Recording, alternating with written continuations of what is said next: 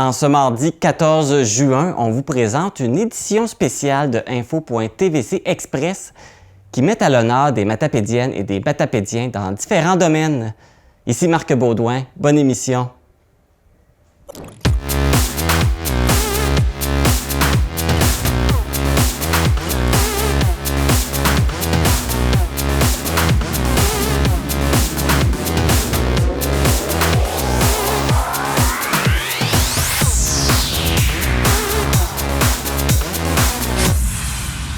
Bonjour à tous et à toutes. Plusieurs personnalités de la Matapédia se sont vues récompensées de leurs efforts, que ce soit dans le milieu des affaires, des sports ou du bénévolat.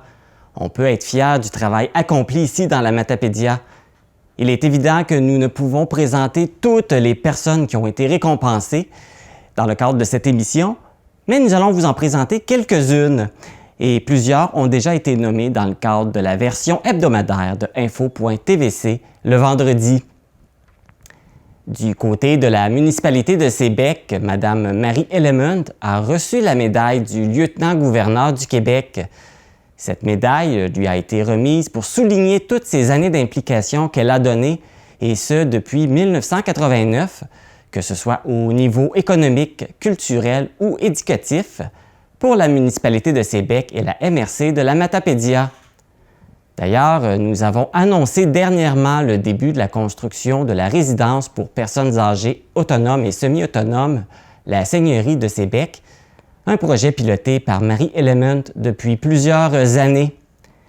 La députée d'Avignon, la métisse Matane Matapédia, Christina Michaud, a profité de cette occasion pour lui remettre un certificat afin de la remercier pour son grand apport à la communauté. Félicitations, Marie.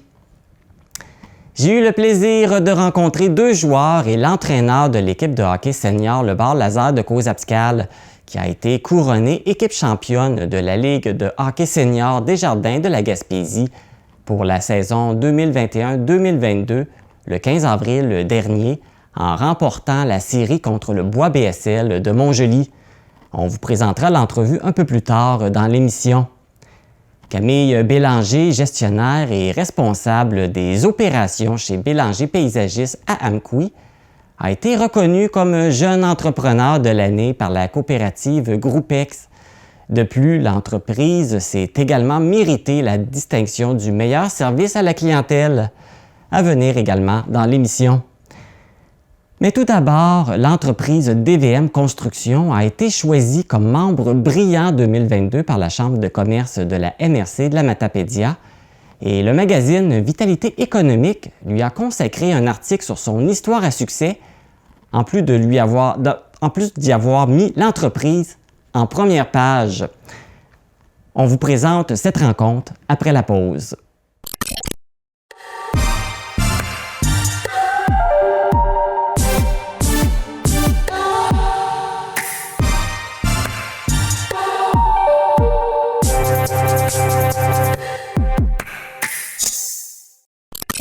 Pour son édition d'avril-mai, le magazine Vitalité économique a mis en valeur une entreprise de la Matapédia, DVM Construction. En plus de faire la première page, ils ont consacré un article de 17 pages à l'entreprise.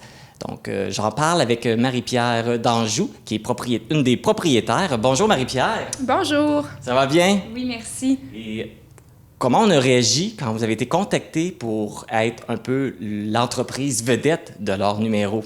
Oui, bien, on était heureux. Ça faisait plusieurs fois qu'on avait des demandes là, par rapport à Vitalité économique. Donc, on était heureux là, au printemps cette année de pouvoir faire un article avec eux sur notre développement d'entreprise là, des 9 dernières années déjà. Oui, parce que l'article reflète que c'est ça, ça fait déjà 9 ans que vous êtes en service. Oui. Et puis, l'article est décrit comme une histoire à succès, parce que c'est sûr qu'en 9 ans, vous avez fait beaucoup de choses, vous avez grandi, vous êtes rendu une grosse entreprise quasiment. Oui. Et puis, comment vous attribuez ce succès? Oui, en fait, c'est notre 8e année. On a fait 8 ans, on débute la 9e année. En fait, Dave et moi, on a vraiment une vision claire de qu'est-ce qu'on veut atteindre comme objectif organisationnel, autant pour le développement au niveau financier, autant pour les collaborateurs à l'interne. Donc, pour nous, on a une vision vraiment de ce qu'on veut établir au niveau de notre entreprise. Puis, on implique beaucoup aussi nos équipiers avec nous. Donc, c'est tout un travail d'équipe, finalement, le développement de cette entreprise-là. Puis, je dirais qu'on est beaucoup axé aussi sur la qualité, donc avec nos clients. On veut vraiment qu'ils soient satisfaits. Donc, on est une entreprise qui est très rigoureuse. On est bien planifié, bien structuré pour atteindre nos objectifs. Puis, chaque petit pas nous amène vers l'atteinte, justement, du développement de cette entreprise-là. Puis, on fait aussi beaucoup de développement organisationnel à l'interne. Donc, c'est aussi un des clés de succès, je dirais, de tout ça, puis on est très persévérants, tu sais, Dave et moi, même quand c'est pas toujours évident, le marché, tout ça, tu sais, on continue à trouver des solutions, plan A, B, C, D, puis on est très travaillant aussi. Je pense que tout ça fait en sorte qu'on met tellement d'énergie, puis on est passionné, que ça fait que ça finit par bien fonctionner, là. Oui, c'est ça, on parle d'être travaillant, mais aussi, les premières années d'une entreprise, c'est quand même crucial pour sa survie. Oui. Et puis, vous avez connu la pandémie. Dans les 2 dernières années, ça n'a pas été facile. Comment ça s'est passé pour vous? Oui, pour commencer, au niveau de la pandémie, c'est pas simple là, au niveau de la construction parce que les matériaux varient constamment. Donc maintenant, les soumissions sont garanties 24 heures auprès des sous-traitants, auprès des quincailleries. Donc, c'est une grosse logistique au niveau, justement, de tout ce qui est de la pandémie. Nous, on est beaucoup dans l'institutionnel. Il y a à peu près la moitié de notre chiffre d'affaires dans l'institutionnel, les hôpitaux, les écoles, et l'autre 50 % qui est plus au niveau entrepreneur, agrandissement, d'entrepôt, tout ça. Je dirais qu'au niveau de l'institutionnel, la pandémie a amené quand même plus de contrats. Donc, au niveau institutionnel, on voyait que ça bougeait plus. Il y avait justement plus de budget au niveau scolaire pour réparer les écoles, tout ça. Donc, ça a quand même bien été à ce niveau-là. Puis, au niveau des entrepreneurs, il y en a quand même qui avaient des belles croissances d'entreprise. Donc, ça a quand même bien été pour DVM Construction. Ce qui est le plus compliqué et qui demande plus d'énergie, c'est vraiment toute la gestion des prix des matériaux. Lorsqu'on rattache une soumission, de rapidement faire les commandes pour se protéger au niveau de la variation des matériaux. Mais notre équipe était solide, on a fait des rencontres de suivi, on s'assurait que tout le monde allait bien, nos clients, comment ça se passait aussi. Donc, je pense que la communication, ça nous a aidé aussi à passer à travers tout ça, là. Oui, puis là, on revient plus à un mode de vie normal. Les mesures sanitaires sont enlevées, fait que j'imagine que ça va être plus facile aussi maintenant. Oui, absolument. Puis aussi, au niveau du démarrage d'entreprise, tantôt quand tu mentionnais que les 5 premières années, c'est pas toujours évident, mais je pense qu'il faut pas lâcher non plus. Donc, même si c'est pas simple, il faut garder son plan d'affaires en tête, ses objectifs, puis rester focus. Je pense que c'est la persévérance qui fait qu'une entreprise peut se développer aussi. Donc, voilà. Puis au niveau, nous, au commencement, on prenait un peu tous les petits contrats qu'on pouvait avoir. Si on a fait de l'urgence sinistre, on faisait plus de la rénovation. Puis maintenant, avec les années, nous, ce qu'on aimait beaucoup, c'est se spécialiser au niveau commercial, institutionnel, industriel. On fait un petit peu de résidentiel aussi, plus des maisons neuves ou des agrandissements. Donc, tu sais, avec le temps, on peut justement développer les créneaux qui nous rejoignent le plus, là. La passion doit être là aussi. Et quand on lit l'article, on découvre que tu es une passionnée, mais depuis que tu es tout petite, tu as fait ta première entreprise à l'âge de 12 ans. C'est vraiment, là, tu avais ça dans le sang. Oui, puis en fait, même si à l'âge de 10 ans que j'ai commencé, j'ai roulé ça au moins un bon 4 ans. Donc pour moi, ça a apporté des revenus. Puis j'étais dans les salons de coiffure de la région avec mes petits rollerblades, là, j'allais porter là, mes barrettes. Puis ça fonctionnait bien. Les madames m'encourageaient super bien. Fait que déjà, pour mon jeune âge, je gérais mon budget, je gérais mes achats, tout ça. Donc j'ai tout le temps aimé ça. Puis je savais qu'éventuellement, Dave et moi, on allait avoir une entreprise là, au niveau de l'entrepreneuriat, là. Ouais. C'était déjà clair, c'était déjà évident, ça paraît. Et puis là, on parlait que vous faisiez du commercial, mais vous faites du résidentiel. Là, présentement, vous travaillez sur un gros projet résidentiel. Oui, ça, c'est avec notre deuxième compagnie qu'on appelle Projection Immobilière Inc. Donc, on construit des immeubles. On a un parc immobilier à Mkoui-Matane-Rimouski. Et là, on a différentes acquisitions, justement, qui sont sur la table dans les prochaines semaines de rachat, justement, d'immeubles. Et on a des développements immobiliers aussi qui s'en viennent. Là, on va faire un nouveau 6 logements, là, donc un quartier avec plusieurs 6 logements plutôt. Et on a aussi les maisons de ville, donc c'est Projection Immobilière qui construit ces maisons-là pour offrir différents loyers, justement, espaces de vie aux gens de la région au niveau d'Amkoui. Donc, la phase 1 se termine, justement, on livre ça pour le 1er juillet et on débute la phase 2 là, par la suite, là, quelque part en octobre cette année, là. Et avec la crise du logement qui sévit en ce moment, c'est un projet qui arrive là, à bon point. Oui, vraiment. Donc, on peut offrir encore plus, justement, de logements dans la région. C'est quelque chose qui nous motive beaucoup. On veut agrandir notre parc immobilier, puis on veut que nos clients soient bien, justement, dans tout ça, donc des bâtiments de qualité. Puis qu'est-ce qu'on achète aussi, on les rénove, donc c'est toujours au goût du jour. Puis la phase 2, on la fait quand même malgré que les matériaux augmentent beaucoup, malgré que les taux d'intérêt augmentent aussi, qu'on s'en va vers une récession, mais on la fait quand même, puis on a déjà des unités qui sont réservées. Donc on voit qu'il y a vraiment une demande dans la région pour du multilogement. En plus, qu'on vous a consacré un bel article dans le magazine Vitalité économique, vous allez recevoir d'autres honneurs de la Chambre de commerce. Oui, c'est ça. On a été parmi les entreprises sélectionnées là, au niveau membre brillant, excusez-moi, 2022. Donc, on est super contents. On pensait pas qu'on allait justement ressortir de ça, mais c'est une belle reconnaissance au niveau de la Chambre de commerce de notre région. Donc, on est très heureux. Puis, on remercie tous nos clients, nos partenaires, nos équipiers aussi. Là, c'est vraiment un travail d'équipe, tout le monde ensemble.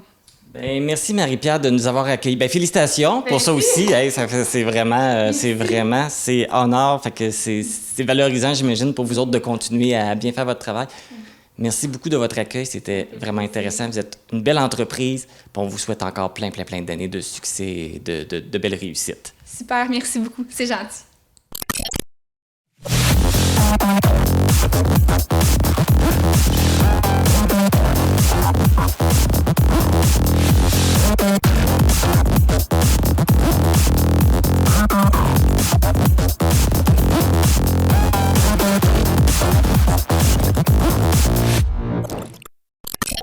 Elle a été reconnue comme jeune entrepreneur de l'année par la coopérative Groupex.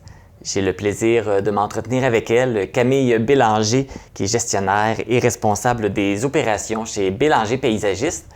Bonjour Camille! Bonjour! Ça va bien? Ça va bien, oui.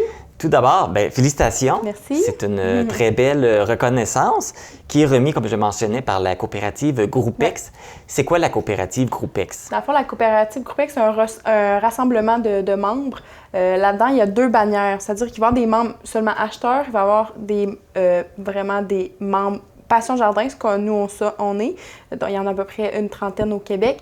Puis, il y a aussi Maître paysagiste, qui est vraiment plus le paysagement, qui a aussi une trentaine de paysagistes là-dedans. Mais au total, Groupex, c'est plus de 100 membres acheteurs, un regroupement d'achats. C'est quand même très large. Oui. Donc, tu es quand même choisi parmi un grand nombre de personnes. Oui. Et puis, pour mériter justement une reconnaissance comme celle-ci, jeune entrepreneur de l'année, comment ça fonctionne? C'est quoi les critères? Bien, dans le fond, c'est vraiment l'équipe de Groupex là, qui font la sélection. Comment ça fonctionne exactement, je pourrais pas vous dire spécialement, mais qu'est-ce que j'ai pu faire, c'est qu'il y a dans chaque Maître paysagiste, puis dans Passion Jardin, il y a un comité, dans le fond, qui prend des décisions, qui font comme Passion Jardin, exemple, les circulaires, choisir les produits, les prix, accueillir les nouveaux membres, le marchandisage, tout ce qui est ça. Et moi, je suis dans le comité depuis 1 an. Donc, puis aussitôt qu'il y a des demandes de faire des vidéos, faire des petits textes des fois, parce qu'on a fait des articles dans Ricardo ou dans des articles comme ça. Donc, souvent, je me lève la main pour dire oui. Fait que tu es beaucoup impliquée dans beaucoup de projets, donc ouais. ça a permis de... Tu es très active dans le milieu, pas juste dans l'entreprise, mais un peu dans plein d'autres choses aussi. Là, on voit aussi que c'est les prix qui sont remis. Il y en a 2, parce que oui, tu as été couronnée jeune entrepreneur de l'année, mais l'entreprise a également reçu un prix pour le meilleur service à la clientèle. Ouais. Ce qui n'est pas rien, là. Ouais. C'est une belle reconnaissance, ça aussi. Vraiment. On a travaillé fort. Dans le fond, comment ça fonctionne, ça, c'est vraiment un prix. Là. Il y a le premier, il y a deuxième place. Puis, c'est vraiment parmi tous les peintres paysagistes, il y a une évaluation qui se fait à chaque année. On doit absolument obtenir la note de 80 % qui englobe beaucoup de caractéristiques, c'est-à-dire qu'ils vont aller faire des sondages longs, des sondages courts avec les clients qu'on a fait, on doit fournir les listes des clients qu'on est allé faire les travaux vraiment d'aménagement chez eux. Puis aussi tout ce qui est suivi de courriel au bureau, les suivis d'appels, l'exécution des tâches sur les lieux, les garanties, c'est-à-dire 2 ans après, on offre toujours une garantie. Donc, est-ce qu'on est allé le faire, changer le végétaux, changer le pavé qui a bougé, par exemple, des choses comme ça. Puis c'est une note qu'au final, ça donne avec les réponses des clients, là. C'est dans le fond, c'est un peu... Un mélange. C'est ça, ils ont pris un peu les réponses des clients, sont satisfaits, ils ont peut-être un sondage à remplir ou des choses comme ça, parce que c'est vraiment... Ça fait 2 belles reconnaissances pour l'entreprise cette année. On réagit comment à tout ça? On a beaucoup réagi aux 2, mais particulièrement celui de meilleur service à la clientèle. Parce que oui, tout d'habitude, on se classait toujours quand même bien, on avait toujours nos notes de passage, tout ça, mais on se démarquait moins des autres, c'est-à-dire que Les autres, des fois, ils faisaient des jobs, c'est-à-dire les autres maîtres paysagistes faisaient des jobs un peu plus différents des nôtres. Fait qu'on avait l'impression qu'on n'était pas évalués sur le même point, tu sais. Mais là, l'année passée, ça ressemble beaucoup plus. Donc là, on a pu voir que... Puis on a fait un travail de plus aussi, tu sais, des suivis avec les clients, les rappeler, pour être sûr que tout était beau, tout était satisfait. Là. Donc, vous voyez que vous êtes c'est ça. Vous voyez que vous êtes compétitif avec les autres. Vous faites nos efforts font leur preuve, là, tu sais, Ça fait plusieurs années, parce qu'on sait aussi, ceux qui connaissent bien l'entreprise, c'est une entreprise familiale. Mais toi, ça fait combien de temps que tu es vraiment impliqué dans l'entreprise? Ben, en fait, moi, c'est sûr, depuis toujours, j'ai toujours été là un peu, mais c'était pas vraiment mes plans d'être dans l'entreprise, mais c'était vraiment là, quand le COVID a commencé, c'est-à-dire en 2020, fait que ça fait 3 ans. C'est ma 3e saison, dans le fond. Là. OK, fait que dans le fond, à la base, c'était pas dans tes plans de poursuivre l'entreprise? Non, ça fait à peu près 5 ans là, que je pourrais dire que c'est devenu dans mes plans. C'est quoi qui t'a fait changer? C'est-tu la famille qui t'ont convaincu? Non, c'est vraiment, quand on dit des fois les choses la vie fait bien les choses, c'était vraiment ça. C'était là que je devais me diriger. Ça s'est fait tout seul. Il n'y a vraiment pas eu de... J'étais supposée aller aux études à l'extérieur, finalement, je suis restée ici. Donc, ça a fait plein de petites choses qui ont fait que c'est là que je suis allée. T'es là, puis voilà, t'es récompensée. C'est ça. On imagine que t'es à ta place. C'est ça. Là, la période estivale a commencé. Pour vous, c'est une grosse saison. Comment ça se passe jusqu'à maintenant? Ça va bien. C'est sûr que là, on a eu un printemps un peu plus tardif avec le froid. Là. Il fait pas très chaud pour ce qui est du centre-jardin. Mais on sait que ça s'en vient aussi. Ça a commencé déjà à bouger quand même beaucoup. Pour ce qui est de l'aménagement, là, on a beaucoup de demandes, là, autant commercial que résidentiel, parce qu'on est beaucoup dans le commercial maintenant. C'est énorme la demande qu'il y a. Là. On fournirait pas. Là. Si on dirait oui à tout, on fournirait pas. Là. Ça marcherait pas. OK. Là. Parce que vous avez quand même beaucoup de demandes, c'est ça? Puis ça, c'est plus au niveau du commercial? Oui, c'est-à-dire avec des autoroutes, avec le ministère, avec des entrepreneurs généraux de la région et non. Là, il y en a beaucoup qui sont plus vers Rimouski, Québec. Mais sinon, on couvre vraiment de Gaspé à Rivière-du-Loup, même Saint-Antonin. Donc, ça fait quand même un gros territoire. Il y a beaucoup de travaux de route ou de nouvelles bâtisses, peu importe. Là. Et puis, ça va quand même quelque chose, toi, de gérer tout ça. Toi, ton rôle dans tout ça, c'est quoi? Bien, ça fait pas tellement longtemps, ça fait à peu près 1 an et demi là, que je suis plus là-dedans. Là, j'étais vraiment plus centre-jardin, là, je fais pas mal les deux. C'est vraiment là, de la planification avec les chargés de projet des entrepreneurs pour qu'eux avisent les surveillants pour aller sur les chantiers, tout ce qui est les commandes, tous les achats, dans le fond, tout ce qui est au magasin, au centre-jardin ou dans l'aménagement, les matériaux, tout ça, c'est vraiment tout moi qui fais l'achat de ça ou qui négocie les prix et qui s'assure que tous les gars, parce que on est pas mal, des gars là, qui ont vraiment tout, qui savent où ils s'en vont. Avec leurs feuilles de travail, puis qu'est-ce qu'ils ont à faire, puis les fiches techniques, par exemple, avec le ministère, des fois, c'est plus pointilleux un peu, fait qu'il faut qu'on soit prêt pour arriver sur les chantiers, qu'on ait tout le matériel pour commencer. Là. C'est de la gestion. Ouais, puis nous, on travaille beaucoup avec le vivant, c'est-à-dire, le gazon, on ne peut pas laisser beaucoup, les végétaux, c'est vivant, on ne peut pas dire, on va l'entreposer 6 mois, ça marche pas de même. Malheureusement, j'aimerais ça. Bien, félicitations encore, c'est vraiment des beaux prix. Puis, ben merci d'avoir accepté notre invitation. Puis, on vous souhaite un bel été, une belle continuité. Vous avez des belles récompenses, ça va très bien. Fait qu'on vous souhaite encore beaucoup de succès. Mais merci.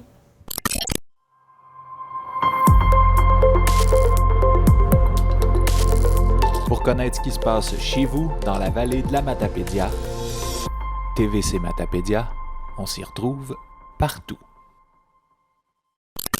L'équipe de hockey senior, le bar laser de Caux-Abscal, a été consacrée équipe championne pour la saison 2021-2022 de la Ligue de hockey senior Desjardins de la Gaspésie. Et ça s'est produit le 15 avril dernier. Ils ont gagné contre l'équipe du Bois BSL de Montjoly pour nous parler de cette belle finale et de nous faire le bilan de cette saison. Je suis en compagnie de l'entraîneur Stéphane Leclerc, du gardien de but Alexandre Michaud et du joueur Ludovic Lefrançois. Bonjour à vous trois. Bonjour. Donc Alexandre, Ludovic et Stéphane. Salut. Tout d'abord, félicitations pour avoir gagné la coupe. C'est la coupe Alphonse Desjardins, c'est ça? Oui. Fait que, tout d'abord, félicitations. Puis ça a été tout un exploit quand même, parce que vous avez un parcours quand même impressionnant, parce que pendant la saison, vous avez fini en 4e position sur 5 équipes, ce qui veut dire que c'est pas garanti que vous faites les séries. Vous avez dû affronter l'équipe qui a fini en 5e position, les Vikings, vous les avez battus. Et vous êtes allé après ça en première série contre l'équipe qui a fini en première position. Et puis, probablement, les attentes étaient pour l'autre équipe, l'équipe de Forillon. Et puis, vous avez gagné en 4 matchs pour vous ramasser en finale contre le Bois BSL, que vous avez gagné en 3 matchs. C'est quand même un parcours impressionnant. Comment expliquez-vous ça? Alexandre, vas-y. En fait, c'est sûr qu'en saison, ça n'avait pas été facile d'avoir des alignements complets. Puis justement, avec une saison qui avait été entrecoupée avec la COVID, là, c'était pas facile non plus d'avoir une certaine cohésion. Fait que ça, je pense que ça nous a fait mal pendant l'année. Mais plus que l'année avançait, plus que justement notre jeu d'ensemble s'améliorait. Puis quand on est arrivé en série, ben là, on était fin prêt. Puis justement, la ronde de plus nous a peut-être aidé là, contre Grande-Rivière. Parce que justement, ça nous a permis de peaufiner certaines choses. Puis quand on est arrivé contre Forillon, on était beaucoup plus prêt que si on avait commencé directement contre eux. Là. OK. Fait que ça vous a permis de vous préparer pour les séries, là, cette première série-là. Vraiment. Et puis, justement, là, vous parliez que vous avez dû apprendre à gérer ça parce que la saison a été difficile? Ben, en fait, c'était beaucoup qu'on n'avait pas toujours le même alignement. À un moment donné, la saison était à l'arrêter pendant plus d'1 mois, si je ne me trompe pas, 1 mois et demi. Donc, c'est pas évident pour la forme physique de repartir de la machine. Donc, c'est un peu ça qui est arrivé. Tout le monde était dans la même situation, mais bon, pour des raisons qu'on ne peut pas trop expliquer, c'était peut-être pire de notre côté. Mais rendu en série, on a trouvé notre rythme. Puis souvent, comme on dit, les séries, c'est comme une nouvelle saison. Fait que là, on recommence à zéro. Même si des fois, on a tendance à dire ceux qui ont fini en première position ont peut-être plus de chance, sont les favoris. Vous avez prouvé que c'est pas ça. Quand on commence les séries, c'est une nouvelle saison. Oui. Ludovic, tu t'en penses? Oui, bien c'est sûr, vu qu'en plus, on avait beaucoup de gars de l'extérieur. Fait qu'on arrivait en série, puis on était plus préparés à ça, aux séries, justement, puis à jouer contre des équipes qui étaient toujours ensemble, toujours les mêmes gangs ensemble. Donc, on était mieux structurés, puis que c'est ça qui a permis qu'on on a gagné le championnat, justement. D'ailleurs, Ludovic, c'est toi qui as compté le but vainqueur, puis en plus, ça s'est fait en prolongation. Donc, c'est sûr qu'il n'y a plus de chance pour l'autre équipe de revenir dans la partie. Comment on se sent c'est quoi le feeling de compter le but vainqueur? Ah, c'était vraiment cool, là. En plus, avec toute la belle gang qu'on a, de marquer ce but-là, je pense que c'était un scénario de rêve, là, justement. Et en plus, on était à Montjoly, puis là, il y avait beaucoup de partisans de Cause Absicale, fait qu'on était une belle gang là-bas, fait que j'étais vraiment content. En plus, on est vraiment une belle équipe soudée, vraiment tous des bons gars qui sont tous chums ensemble, fait que c'est merveilleux. Ça paraît quand vous avez vos partisans derrière de vous autres. Oui, surtout à Montjoly, il y a énormément de partisans de Cause Absicale, d'Amqui, de tous les environs de la vallée, de la Matapédia qui sont venus à Montjoly pour nous encourager, puis ça a apparu justement qu'on a remporté la finale en prolongation. Là. Et ça donne des ailes. Oui, ça donne des ailes. D'ailleurs, on parlait de toi qui a compté le but vainqueur, mais toi, Alexandre, tu as battu un record en ayant accordé le moins de buts, avoir moins accordé de buts dans un temps le plus long possible. Exact. Et puis, comment tu te sens d'avoir battu un record? Ben, je savais même pas, quand la saison s'est terminée, à un moment donné, bon, la Ligue a souligné ça. C'est toujours plaisant. Ce que je retiens de ça, c'était surtout notre belle séquence, là, collectivement, là, qu'on donnait pas grand-chose, que ce soit dans la série contre Gaspé. Après ça s'est transporté dans la série contre Montjoly. On donnait pas beaucoup de buts, fait que c'était plus ça que je retenais. Tout le monde était en confiance, puis autant moi que les défenseurs, ça allait vraiment bien. Là, notre brigade défensive, on avait fait certains changements après Noël. On avait amené certains joueurs en défensif, puis ça nous a vraiment aidé pour la suite, puis ça a vraiment apparu en série. Ah, fait que... En fait, tu savais pas que tu as battu un record, mais c'est un bel exploit quand même. Exact. Tu me disais, ça faisait quoi, 3 ans que tu joues pour l'équipe? Exactement. Il y avait eu une première saison, ensuite il y a eu la saison qui a été annulée par la COVID, puis cette année, c'était la 3e année. Okay. Puis toi, Ludovic, ça fait combien d'années que tu joues? Moi, c'était la 2e année. J'ai commencé dans l'année que ça a arrêté la COVID. Puis là, j'ai joué cette année. Puis c'est ça. Puis la première année, je n'avais pas l'âge encore de jouer. Là, tu peux. Tu commences avec une coupe, c'est bon ça? Ça commence bien une carrière? Une belle carrière senior qui débute. Toi, Stéphane, ça fait combien d'années que tu es l'entraîneur? Ben moi, quand on a fondé l'équipe au début, Alexandre était avec nous autres. On a commencé quand il n'y avait pas la Ligue. Puis j'étais là depuis le début. Là. Puis, on a vraiment une belle gang, puis ce qui est des séries, c'est que les gars se transforment. On est en saison régulière, ça joue, quand on arrive dans les séries éliminatoires, les gars, ils changent. C'est plus la même équipe, c'est vraiment structuré. Ça a vraiment un impact, le mot série. Le mot série, là, c'est vraiment... C'est sérieux. On a une gang de séries, puis des fois, t'entends, moi, je vais aller dans la chambre, là, c'est vraiment, les gars prennent ça à cœur. Ah ben c'est bon, de l'équipe. Mais là, ça fait combien de coupes que l'équipe a gagné? On va se le dire, moi je dirais que ça fait 3. Ça fait Ah oui, 3 à cause de la saison annulée. parce que lors de la dernière série que le COVID a arrêté, on est 2-0 contre Gaspé, Forillon. Puis il restait 2 games. Dans ce temps-là, c'était une 4-7, je pense. Hein? C'était une 4-7, c'est qu'il nous restait 2 matchs à aller gagner à l'extérieur. Mais on avait une équipe soudée comme on était dans les séries. Je pense qu'on les aurait battus. C'est que dans notre tête, on a 3, mais officiellement, quand on regarde le champion, on a 2 étoiles sur le gilet des champions. Ah, c'est 2 championnats officiels. Oui, parce que ça, c'est des chandails que vous avez fait faire pour le championnat. Ouais, à la fin. Durant, un peu comme la Ligue nationale. On a acheté les calottes et chandails en prévision de gagner, mais on avait confiance l'organisation avait confiance en nos choix. Si ça n'aurait pas arrivé, vous auriez gardé pour une autre année, je pense. Ah non. On les donne pareil. On est des gagnants pareil. Ben déjà, de se rendre en série, de se rendre en finale, c'est déjà gagnant aussi. Là. Non. Là, ça fait combien d'années qu'elle existe, l'équipe? Ça va être la 4e année cette année. Okay. Ouais, 4e année cette année. 3 sur 4, c'est quand même excellent. Tout à fait. Ben 3 à la 4e n'est pas faite, mais on va aller. Non, ben la 3e, la fausse 3e. On vous le donne parce que là, vous avez quand même 2 victoires. Il aurait pu vous la donner pareil. On a essayé, mais ça n'a pas marché. Ça n'a pas marché. Non. Ils ont annulé. Là, cette année, avez-vous quand même des matchs annulés à cause de la COVID ou vous avez eu une saison complète? Seulement, si je me trompe On a joué pas. 10 matchs au lieu de 14. Ouais. Ouais, C'était 10 une matchs. saison réduite, là, mais il y en avait un qui était prévu, qui avait été annulé, mais il a été repris par la suite, hein, c'est ça. Ouais, c'est ça. Fait que, somme toute, c'est quand même bien là, d'avoir pu jouer 10 matchs de saison au lieu de 14. C'est pas une réduction qui est si considérable que ça. Là, fait que on était bien content de pouvoir reprendre.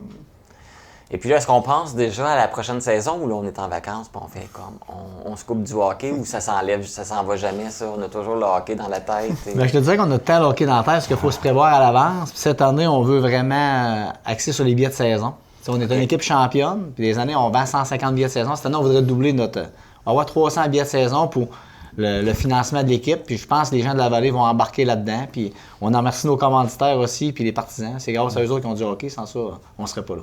C'est vendeur, on a de la coupe chez nous. Là. Venez nous voir. Avez-vous prévu faire une activité spéciale, une parade avec la coupe ou est-ce quelque chose qui a été fait ou? On a fait des événements d'équipe, mais qui étaient plus à l'interne. Il n'y avait rien qui était prévu, je pense, hein, Stéphane? Non, on est allé rencontrer le bar laser, qui est notre commanditaire majeur. C'est qu'on est allé le rencontrer avec la coupe. Les partisans sont venus nous voir, mais on n'a pas fait de défilé là, officiel. Rien de c'est officiel. Juste, mais les gens qui veulent, est-ce que les gens peuvent aller, est-ce que la coupe elle va être exposée à quelque part ou? Mais c'est sûr qu'elle va suivre les activités comme cet été, mettons, au Lac Saumon, il va faire de la fête des guitares, il va faire Cozap, on va aller avoir notre coupe avec les chandails puis pour la promotion de la saison prochaine. Là.